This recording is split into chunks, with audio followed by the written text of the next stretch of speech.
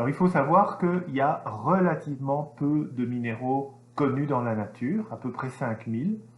On en découvre encore tous les ans, mais des nombres relativement faibles. La limitation du nombre de minéraux est due à la concentration sélective des éléments chimiques dans diverses parties de la croûte sous des conditions bien spécifiques. Par exemple, des roches ultra-basiques, c'est un type de roche issue de magma, ne contiennent pas de lithium et de beryllium. Les minéraux rares sont en fait des cas tout à fait exceptionnels. On observe aussi une augmentation progressive du nombre de minéraux depuis les systèmes de haute température, par exemple les magmas, vers les systèmes de basse température. Les magmas, pour en parler, contiennent au maximum 120 minéraux possibles. Les circulations hydrothermales dans la croûte terrestre à plus faible température, environ 500.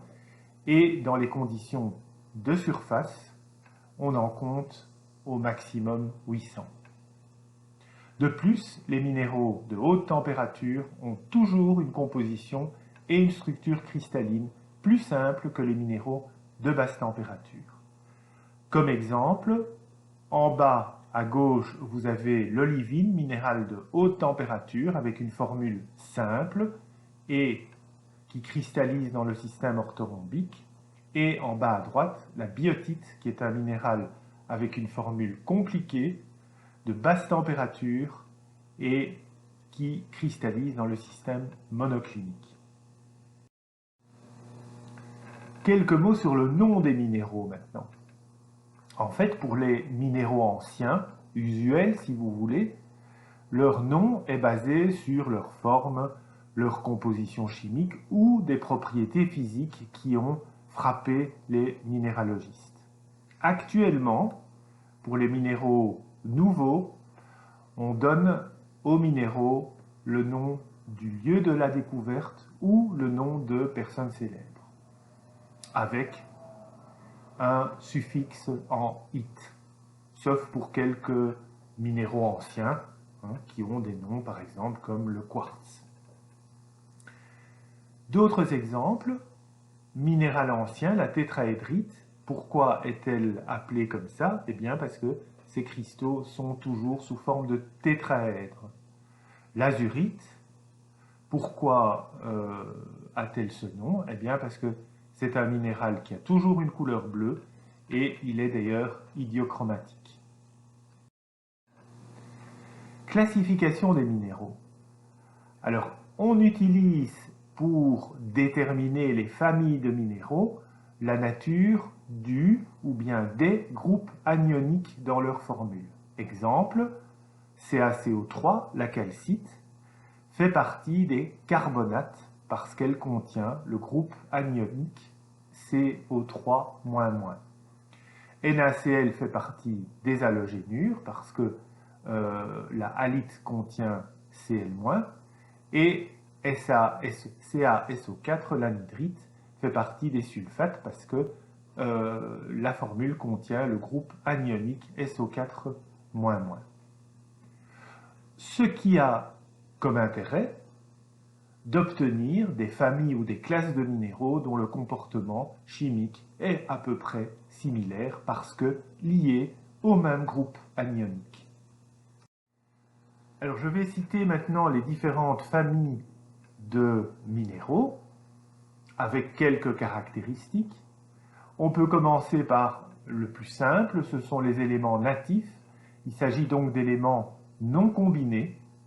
Ils sont rares et ça ne concerne que quelques éléments, le soufre, le carbone et des métaux comme le cuivre, l'argent, le platine. Leur système cristallin a toujours une symétrie élevée et bien sûr pour les métaux, on observe un éclat métallique, une densité élevée et une certaine malléabilité. Le plus connu évidemment des éléments natifs, c'est l'or. Vous voyez ici une des plus grosses pépites d'or du monde qui pèse 65 kg. Deuxième famille, les sulfures et les sulfosels. Les sulfures, c'est un métal plus du soufre. Les sulfosels, c'est un métal plus du soufre, plus de l'arsenic, de l'antimoine, du bismuth, du tellure. Ce sont évidemment des minéraux qui ont une certaine importance économique parce qu'ils contiennent des métaux importants comme le cuivre, l'argent, etc. Ces sulfures et sulfosels possèdent un éclat métallique et une dureté faible. Quand on les rencontre en gisement, les sulfures et les sulfosels sont dits primaires, c'est-à-dire que ce sont les premiers minéraux à se former à partir de solutions et ils se forment dans des conditions réductrices. Une fois que les filons parviennent en surface, ces minéraux primaires sont altérés sous forme d'oxyde et de carbonate, parfois de sulfate, dits secondaires. Voilà un exemple de sulfure dans les fractures d'une roche volcanique en Espagne. Les oxydes et hydroxydes, ce sont des éléments métalliques plus de l'oxygène.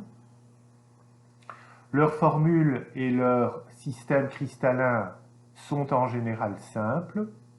Les oxydes dits primaires, donc ceux qui se forment directement à partir de magma ou à partir de solutions, sont durs et souvent donnent naissance à des pierres précieuses comme le saphir et le rubis qui sont des oxydes d'aluminium et des minerais importants comme la cassitérite et l'hématite. La cassitérite, c'est l'oxyde d'étain. Les hydroxydes sont, eux, des minéraux secondaires, souvent par oxydation de sulfure primaire, et sont aussi beaucoup plus tendres et souvent même pulvérulents que les oxydes primaires. En illustration, je vous ai mis du saphir et du rubis et de l'hématite en bas à droite. Voilà un exemple de mine de cassitérite et de coltan. C'est extrêmement recherché actuellement, avec malheureusement tous les problèmes environnementaux et de misère qui sont liés à ces exploitations. Les halogénures, ce sont des éléments métalliques avec des anions du type chlore, fluor, brome, iode. Ils sont tendres et en général solubles dans l'eau. Ils sont souvent transparents ou translucides et cubiques. Les grands gisements d'halogénures, c'est par précipitation suite à l'évaporation d'eau de lac ou de mer. Les deux exemples les plus connus de ces minéraux, c'est la fluorine, qui est le fluorure de calcium, et la halite, qui est le chlorure de sodium, donc le sel. Voilà un exemple de lac en voie d'assèchement qui donne par précipitation des halogénures, en l'occurrence ici du sel. Les carbonates sont caractérisés par le groupe anionique CO3-.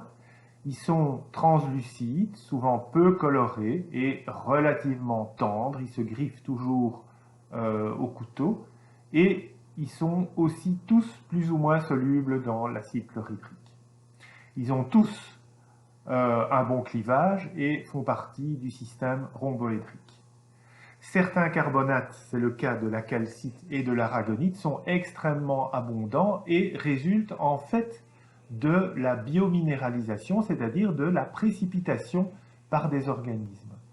D'autres, plus rares, correspondent à l'altération de minéraux primaires par des fluides qui sont riches en CO3-.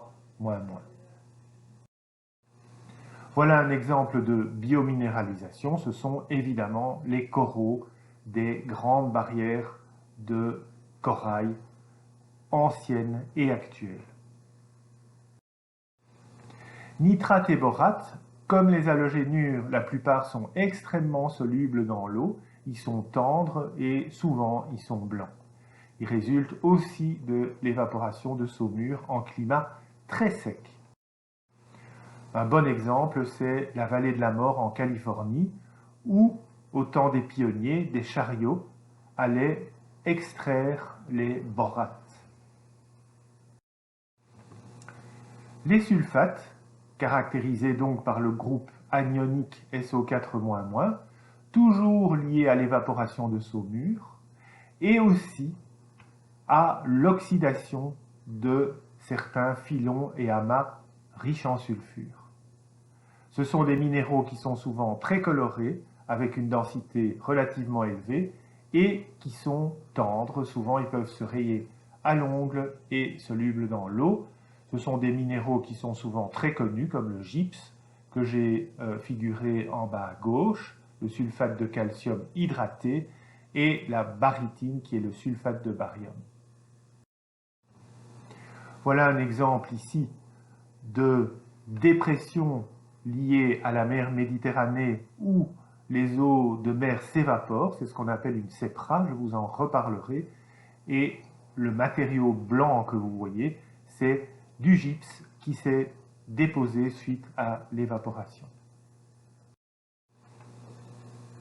Les phosphates, vanadate, arséniate, tungstate, molybdate et uranate sont en général des minéraux qui sont très appréciés des collectionneurs parce qu'ils sont très colorés, avec souvent de très beaux cristaux. Vous avez l'exemple en bas à droite de la vanadinite, qui est le vanadate de plomb. Les groupes anioniques sont des groupes oxydés avec le phosphore, le vanadium, l'arsenic, le tungstène, le molybdène et l'uranium. Donc ils sont très colorés, je l'ai dit, ils sont aussi tendres, denses et correspondent souvent à l'oxydation de minerais métalliques. Une exception très importante, c'est l'apatite, qui est à la fois un minéral des roches magmatiques, mais aussi qui est un minéral biogénique, cette fois précipité par les vertébrés sous forme d'eau et de dents.